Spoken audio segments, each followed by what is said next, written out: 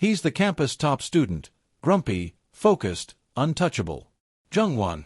She's the dreamy girl who leaves little sketches behind, never expecting anyone to notice.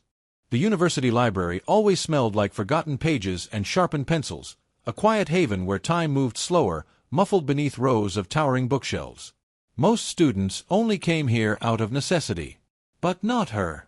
She came for the comfort. Nestled in her usual corner, by the tall, arched window that caught golden afternoon light, she rested her chin in one hand and let her pen dance across the margins of an old literature book.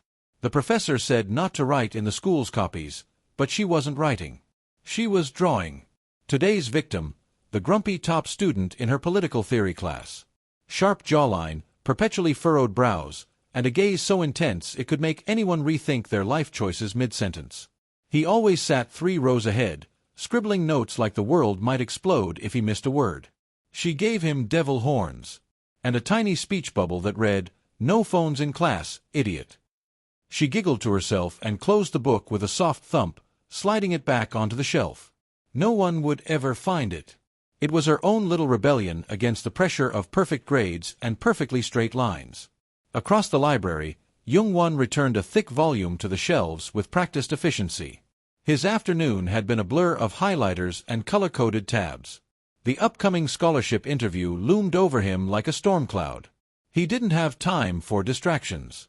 And yet, he paused. Something caught his eye on the spine of a book sticking slightly out of place. Frowning, he tugged it loose. It was Introduction to Modern Ethics. He'd already read it twice. He flipped it open. Page 97. A doodle. Not just any doodle. Him. With horns. His jaw tightened, but instead of irritation, a strange amusement flickered across his face. He looked over his shoulder toward the reading tables. No one suspicious. No one watching. He smirked. And for the first time in what felt like months, he broke the rules. He took out a pen and wrote beneath the drawing. "Nice drawing. But I'm hotter in person." Then, almost sheepishly, he returned the book to the shelf. The next afternoon, she returned, scanning the shelves for her familiar escape. Her fingers brushed the book's spine. Same spot. Same sunbeam from the window. She flipped to page 97. Her breath caught. There was handwriting beneath her drawing. Not hers. "Nice drawing. But I'm hotter in person." She blinked, then covered her mouth, stifling a laugh. He found it. He wrote back. Heat rushed to her cheeks as she stared at the message. No name. Just ink. Just ego. Just, ugh, why did it make her heart skip? She pulled out her pen. Hotter. Debatable. Arrogance. Confirmed. She paused, then added a tiny halo above his cartoon head, right between the horns. Across the library, Jungwon sat at a different table that day. His spot had been taken, so he moved further back, not far from the philosophy aisle.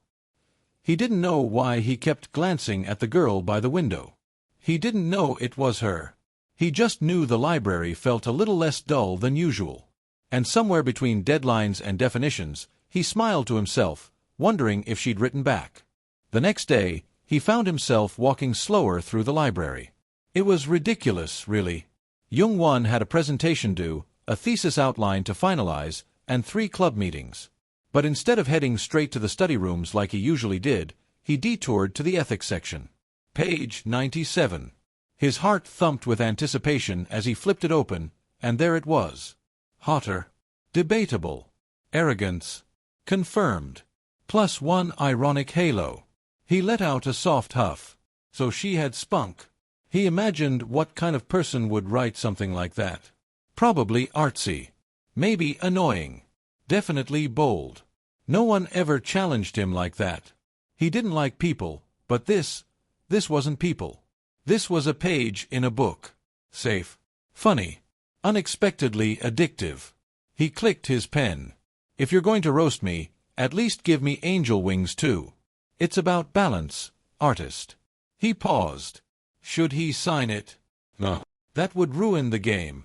She nearly tripped over her own feet getting to the book that afternoon. She didn't even pretend to browse this time.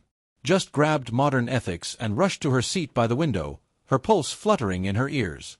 And when she saw his response, she couldn't help but grin. He was actually witty, and clearly invested now. She fished out her pen. Balance achieved. But don't get too comfortable, Angel. You're still public enemy number 1 for hogging the good study desks. P.S. Your left eyebrow twitches when you're annoyed. It's kind of cute. She immediately regretted that last line. But she left it. Heart pounding, she returned the book to its place and headed out, smiling like someone who knew a secret no one else in the world could possibly guess. 2 days passed. No message. Jungwon kept checking. He told himself he wasn't anxious, just curious. Had she ghosted him? Was she done with the game?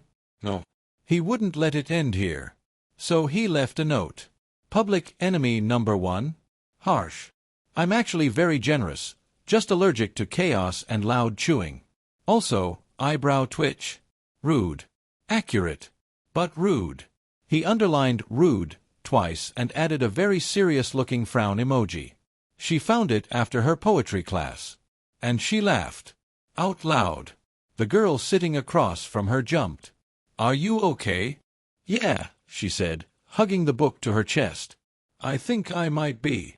Meanwhile, Jungwon sat alone in the cafe on campus, laptop open, coffee half cold. But his mind wasn't on his essay. He kept wondering who she was. Was she the girl who always wore mismatched socks in the front row? The one with the sunflower keychain? The girl who sang softly to herself when she thought no one was listening? He didn't know. But he wanted to. And that terrified him. Because he didn't chase people. He chased answers. Goals. Deadlines. But now, he was chasing her.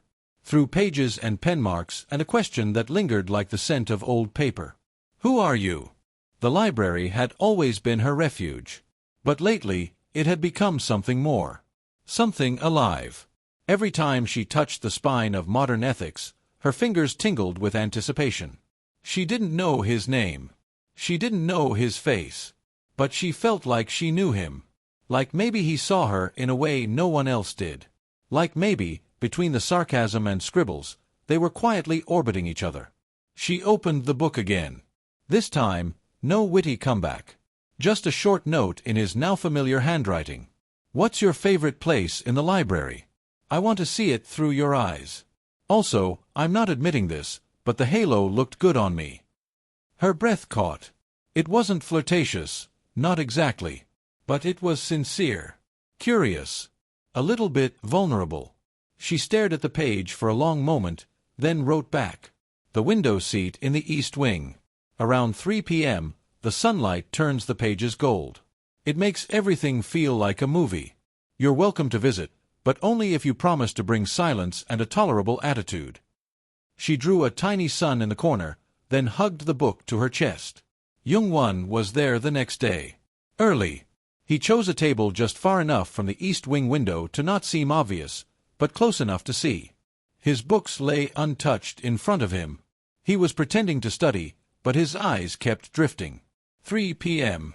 The light hit the glass like liquid amber. Warm, soft, cinematic, just like she said. And then, she arrived. She didn't see him. He recognized her from class, the girl who always doodled in the margins of her notebooks. The one who smiled at her own thoughts. The one who wore paint-stained hoodies and smelled faintly of vanilla whenever she walked past. It was her. It had to be her. She pulled out a book and flipped it open. Her expression changed. Lit up. Jungwon swallowed hard and looked away before she could notice him watching. She sat by the window, heart pounding.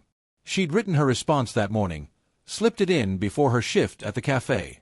But now, something felt different. She felt watched. Not in a creepy way. In a, he might be here way. She glanced up.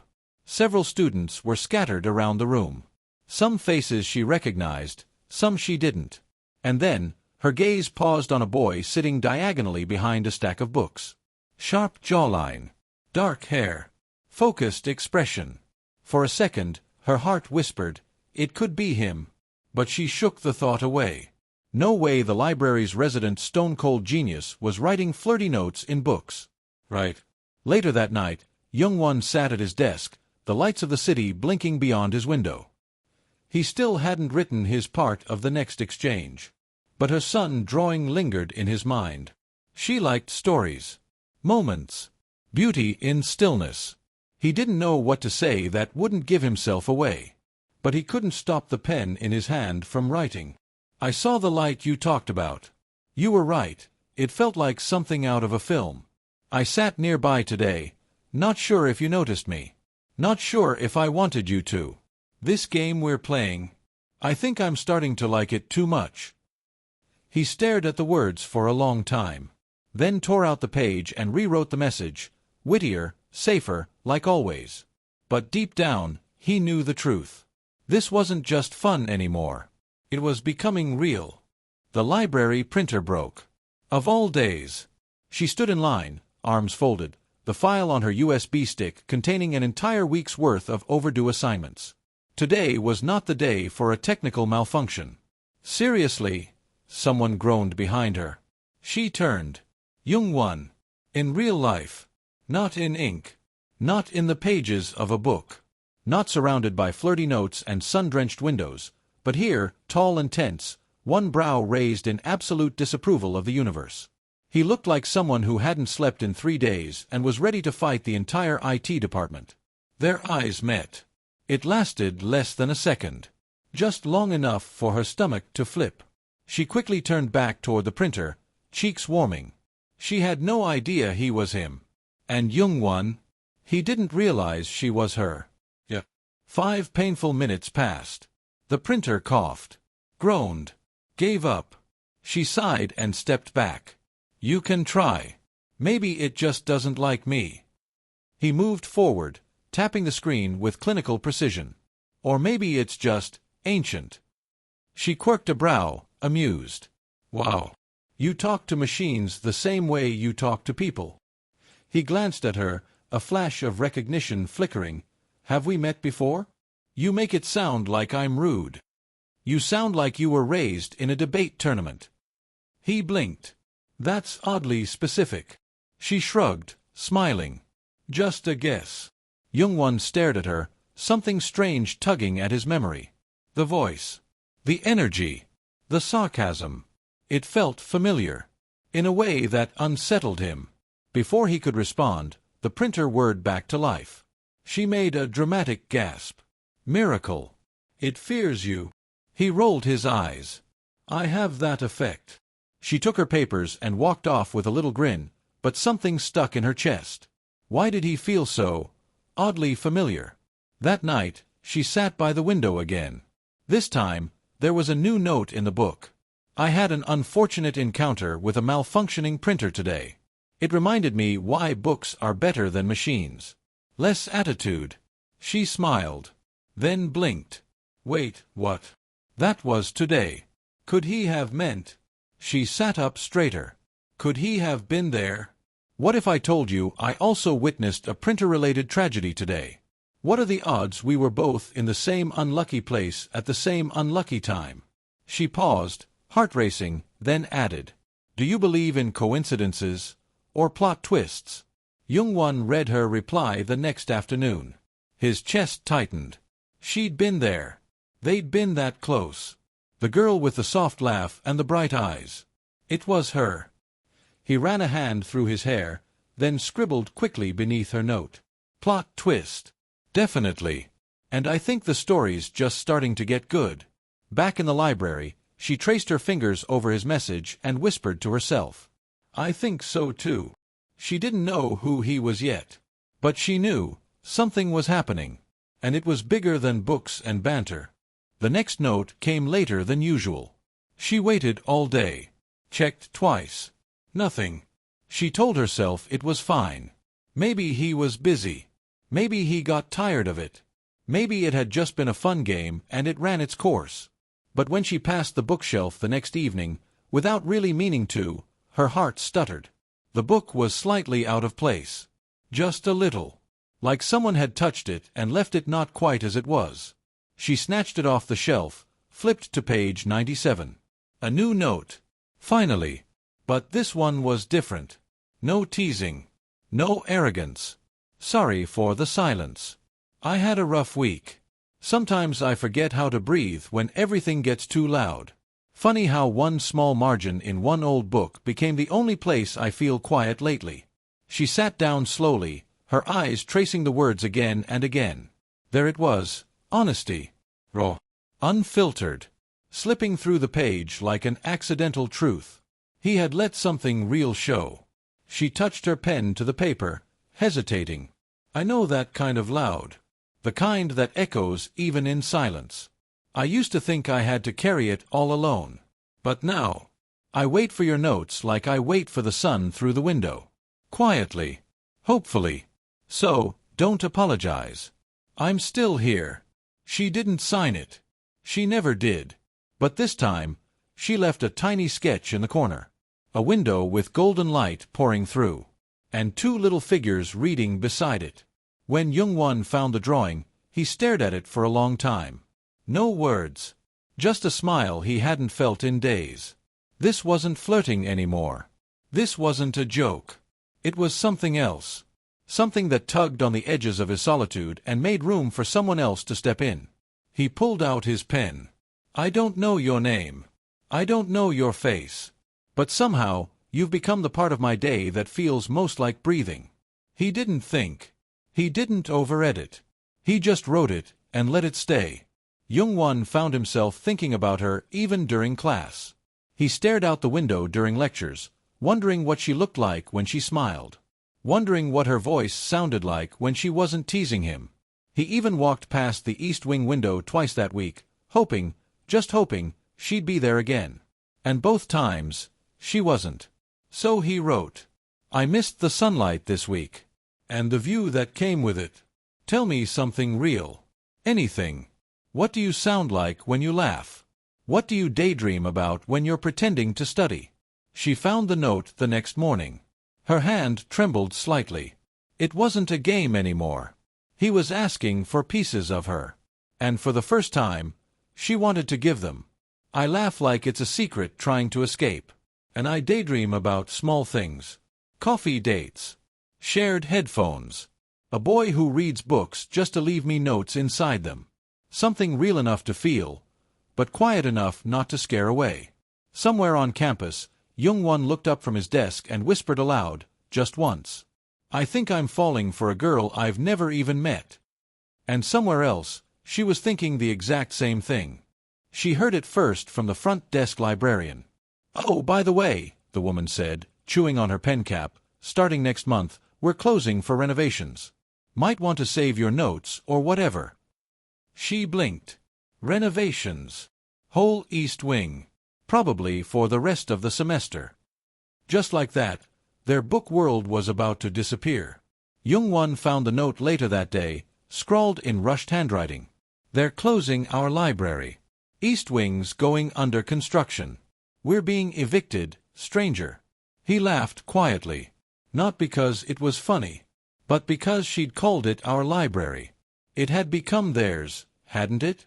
Not just a space between bookshelves, but something intimate and unspoken. A shared heartbeat in paper and ink. He wrote back. Evicted. Rude.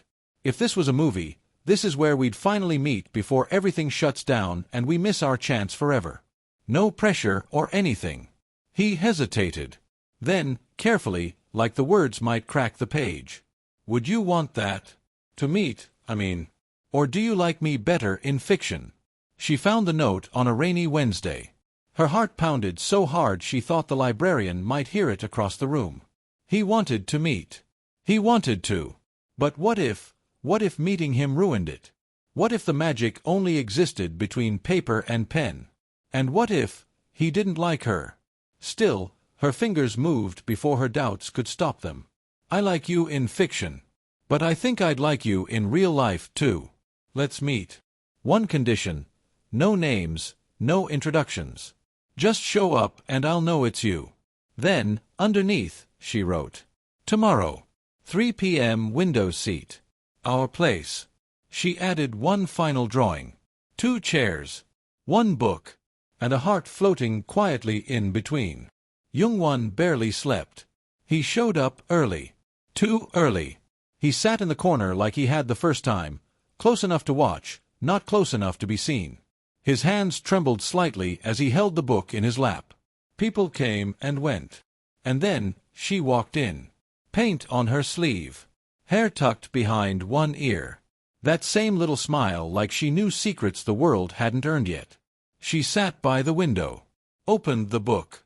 Read his note. Then waited. He stood. Took a step forward. And just as he did, Jungwon. He froze. A classmate waved from across the room, loud and oblivious. Her head snapped up at the sound of his name. He saw the flicker in her eyes, the realization. She saw him, and he saw everything click in her expression. The silence between them stretched like glass. Fragile. Bright. Then she smiled. Small. Surprised. Beautiful. And before he could take another step, she was gone. The librarian found a note left behind that evening. It had no name, just a drawing. A boy and girl. One walking away, the other standing still. And between them, an open book. Jungwon hadn't returned to the East Wing since that day. He couldn't. Every time he thought about it, about the way your eyes widened when you heard his name, about the way you smiled before disappearing, his chest tightened. He'd ruined it. The magic. The mystery. The safety of anonymity. Now, he was just Jungwon, the grumpy, overachieving student with too much on his plate and not enough charm to carry a conversation without a script. She, on the other hand, were spiraling. Not because she was disappointed, but because she wasn't. She'd always thought the fantasy would be better than the reality.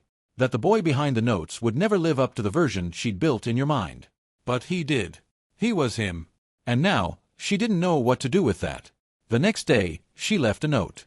Not in the usual book, but on his desk. A simple piece of paper, folded neatly. I liked the mystery, but I think I'd like the reality more. Jungwon found it during his morning routine. He stared at the note, heart pounding. Then, without thinking, he wrote back. Meet me. Tonight. 7 p.m. The cafe across from the library. She arrived early. Nervous. Excited. Hopeful. And when he walked in, looking just as nervous as she felt, they both smiled. No words were needed. Because sometimes, the best stories don't need to be written. They just need to be lived. The cafe was small. Not the kind of place meant for big moments. But maybe that was what made it perfect. Jungwon showed up 3 minutes late. Not on purpose. He'd stood outside for 5, trying to steady his heartbeat. And when he stepped inside, and saw her sitting there, arms folded on the little wooden table, sipping something warm, he thought, she's real. And she's here. She looked up and smiled. Hey, stranger. He chuckled softly, sliding into the seat across from you. Feels weird to talk without paper between us. Yeah, she said. But kind of nice. A pause. The kind that felt like the first blank page of a new book. He tapped his fingers nervously against the cup. So, now what? You tilted your head. What do you mean? I mean, he exhaled. Are we still the same people without the notes? She looked at him for a long moment, then reached into her bag and pulled out a small, beat-up notebook. He recognized it immediately. The margins were full of scribbles. Little hearts. Doodles of windows. Coffee cups. 2 chairs. And his handwriting. She flipped it open, found a page in the middle, and slid it across to him. I don't know your name. I don't know your face. But somehow, you've become the part of my day that feels most like breathing. He stared at the words. Then at her. I think, she said softly, who we were in the notes is who we really are. Just braver. After that night, everything changed. And yet, nothing did. She didn't fall into instant, easy romance. She still teased him. He still rolled his eyes at her doodles. But now, she did it out loud. She still passed notes. Only now they were on napkins, or sticky tabs stuck inside her textbooks. She still sat by the window. But now, he sat beside her. No longer strangers. No longer hiding. Just 2 people slowly letting the fictional versions of themselves spill into real life. One rainy evening, he walked her home under a shared umbrella. Her shoulders brushed. Not on purpose, but not by accident either. He hesitated, then said, Do you regret it? She blinked up at him. Regret what? Losing the mystery. She smiled. I didn't lose it. I just found the ending to our first story. She nudged him with your elbow. And the beginning of our next. In his room that night, Jungwon opened a fresh notebook. On the first page, he wrote, Chapter 1, The Girl Who Drew Devil Horns in the Margins and Stole My Heart Anyway. And underneath it, he added a small doodle. 2 chairs, point 1 window. And this time, no more distance between them. The notice went up on Monday. Library East Wing. Closed for renovation. Taped onto the glass doors, printed in thick, blocky font that felt far too final for something so personal. Students walked by without caring. But she stood still in front of it, like she were trying to memorize the air. The light. The silence. This was where their story began. It didn't feel right to just walk away. She texted Jungwon. Meet me. One last time. Our place. When he arrived, she were already there, standing near the bookshelf that held her book.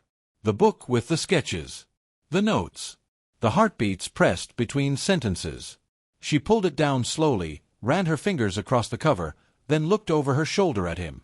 I thought we should leave something behind. Jungwon smiled softly, stepping up beside her. Like a time capsule. Like a love letter, you said. He took the book from her hands, flipped to the familiar pages, and pulled a pen from his jacket pocket. Together, they wrote.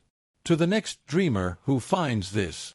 If you ever feel alone, remember, stories can bring hearts together, even if they start with devil horns. She added a final doodle. 2 pairs of shoes. 1 walking away. 1 pausing, waiting, hopeful. Then they both signed it. Not with their names, but with their old code. From the girl who doodles. And the boy who watched. That was the last time they visited the East Wing. The doors were sealed shut the next morning. But the story didn't end there. She and Jungwon still met at the cafe. Still shared songs through headphones.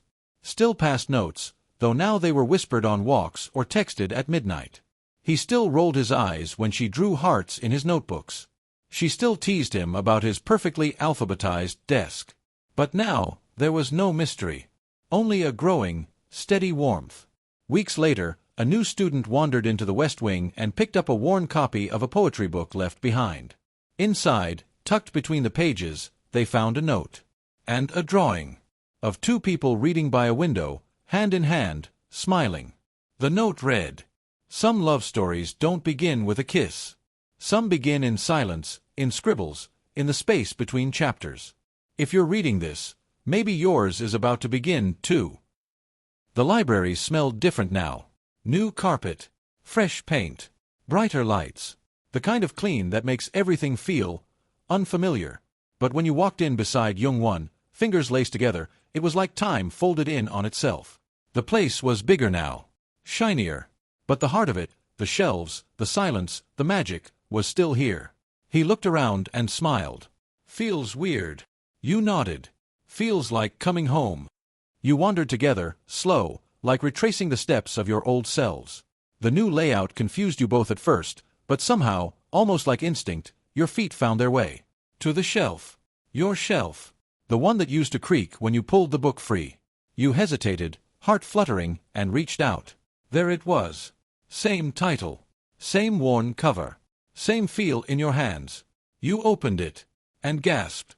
The note was still there. Not the one you wrote. A new one. In a different hand. Scrawled in blue ink on the back of a receipt. I think I found it. The kind of love they were talking about. Thanks for the map. Underneath, someone had drawn 2 new figures. One with a messy bun. The other with glasses and a lopsided smile. You both stared. Neither spoke. Then Jungwon whispered, We started something. You nodded. A story without an ending. He looked at you. Want to keep writing it? You smiled, soft and sure. Only if it's with you. Later, sitting by the new window, the one they added during renovations, exactly where your old one used to be, you opened a fresh notebook between you. Jungwon wrote the title across the top. Borrowed Hearts, Volume 2. You added the subtitle. The part where they stay. And beneath it, you both wrote the first line. They met in the quiet. But they stayed in the real.